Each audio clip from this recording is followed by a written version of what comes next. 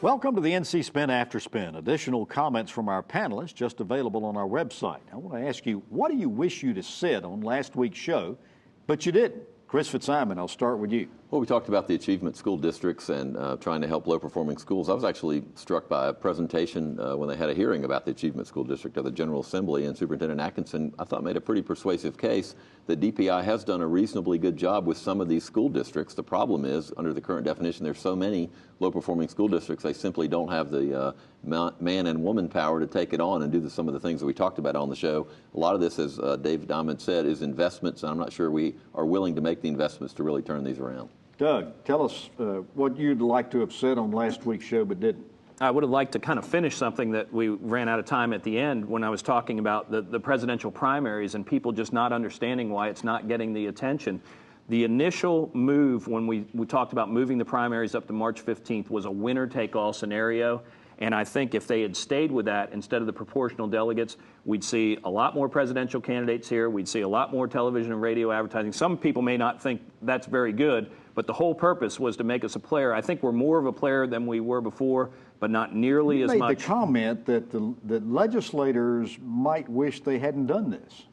Well, I think they wish if they would have moved it up that they would have kept it winner take all as it was in the initial legislation. They changed it to proportional, and I think they wish they hadn't have. David Diamond, tell us what you wish you'd have said on last week's show but didn't. The public school system is playing the data game.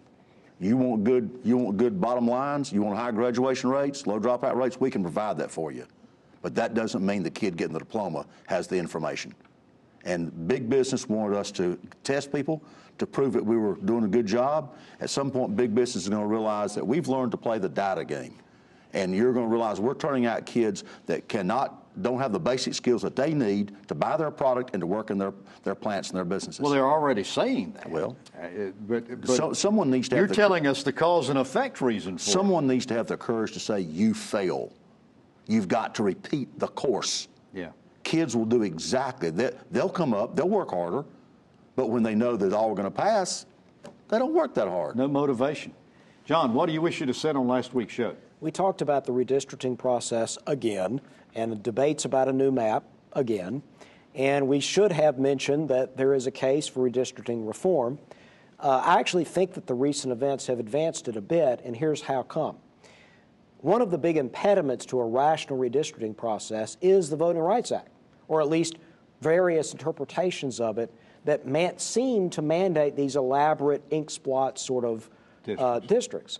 Now, what the new map, whatever you think about it, shows is that if you don't do that, if you don't play the VRA game, you can draw more compact districts. Now, they can still be politically gerrymandered, but they look more compact, and that's a good thing.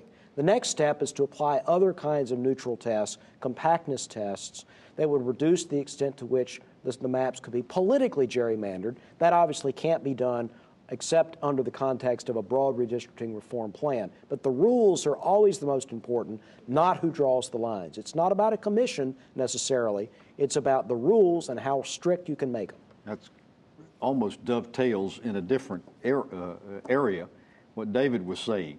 Show me the rules, we'll play the game. Yeah, basically. All right. Well, thanks for watching the After Spin. We'll have more video all during the week on ncspin.com.